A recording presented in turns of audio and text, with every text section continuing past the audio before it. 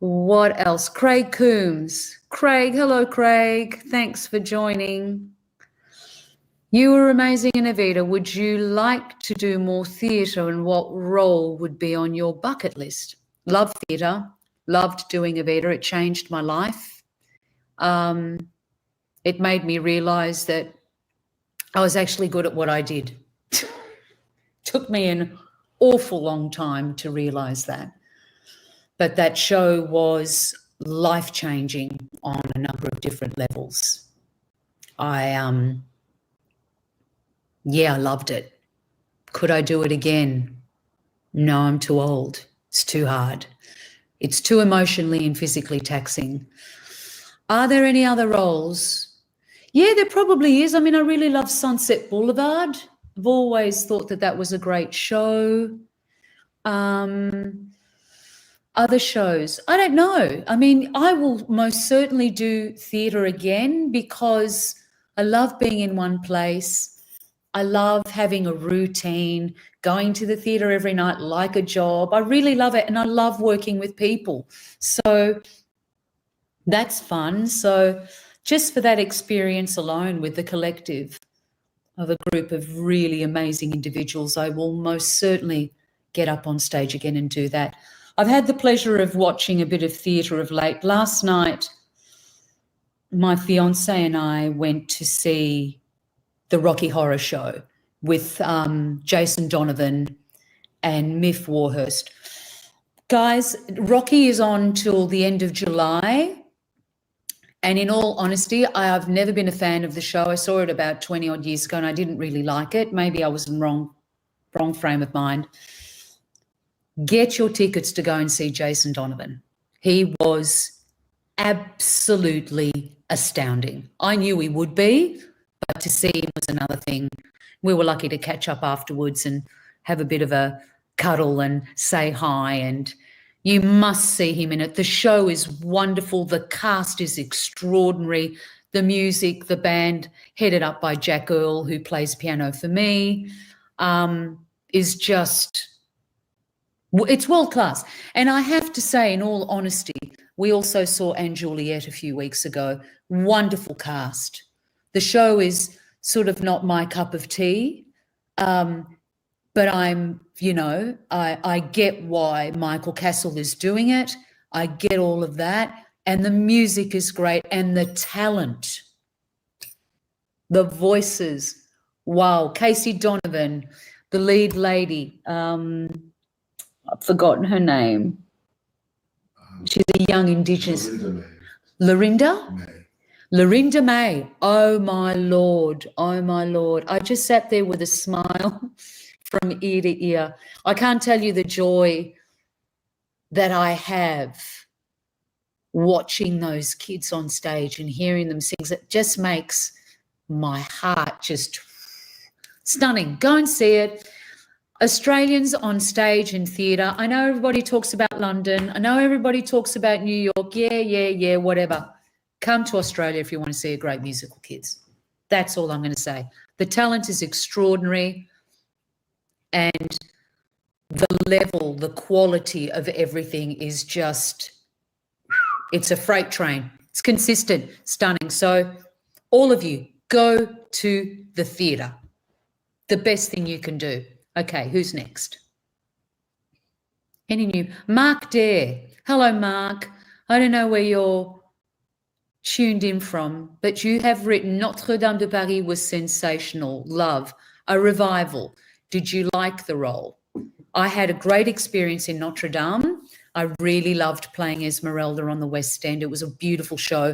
The score is astounding. If any of you are into musical theatre and you want to hear a killer score, listen to Notre Dame de Paris. It is magical. Victor Hugo.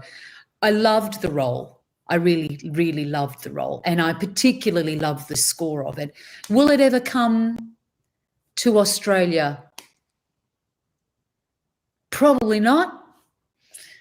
Not because the Australians wouldn't like it, but unfortunately, the group of people that run all of that, it's a shit fight. So that's the way it goes. Some things work and some things don't. But it was a great show and I loved it. And I'm glad that that you like it as well, Mark. Jason Brown, who is the support act? For where specifically, Jace? I'm just thinking for the next tour. If you're talking about the next tour, I don't know yet.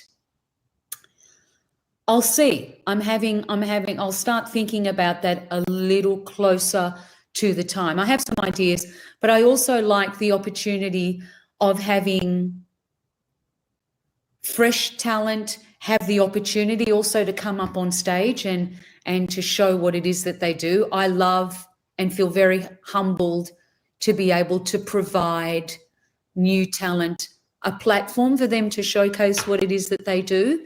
So don't know just yet, Jason, but we'll keep you posted for sure. For sure. Christine Crispin, is there any song from your catalogue that you do not like to sing now? Oh, that's a good question, Christine. Maybe not really anymore. I think I used to struggle singing Now I Can Dance, not because I don't think it's a great song, but sort of that Latin thing as a dun, dun, dun. So after a little while, I was like, I like to really mess with songs. Like I like to really fuck them up and rearrange them if I can or if we can. And I always found that because that rhythm is so identifiable, it used to just block me. And I was like, how do we approach this differently? But I'm happy to say that I'm okay with it. But I do like to try new things. I like to change all the time. It's really important for me. I like to keep it fresh. So I don't keep it fresh for me. As I said, if I get bored, it's nothing worse. Okay, what else? There is a trend right now for releasing coloured vinyl. Any plans for that? I don't know. Yes, Lee. We are. I think we're doing. No, I'm not going to tell you what it is, but it's nice. It's not fluoro colour. Hate fluoros. So it's not that. Yeah, it's a nice surprise. I think you'll like it. My pink glass matches my painting. Anyway, what else? I don't know. I think I'm talking a lot, kids. So tell me when I need to shut up. Give my mother a kiss, tell her I'm okay. One of my favourite lyrics of that song. Yep. Cried my eyes out when I wrote that lyric. Just FYI. Absolutely. Yeah. It's a postcard to at the time it was a postcard to my friend Morena, who I was really missing in the 90s when I moved over to LA and was writing, and I was so homesick. I'll never forget it, how homesick I was. Okay, now that's what are all these messages coming out? Leave us alone. They know what we're doing. I am loving this, honestly, Tina. So good to hear you talking. Yeah, I'm talking at a freaking million miles an hour. I'm so sorry. I haven't had a drink.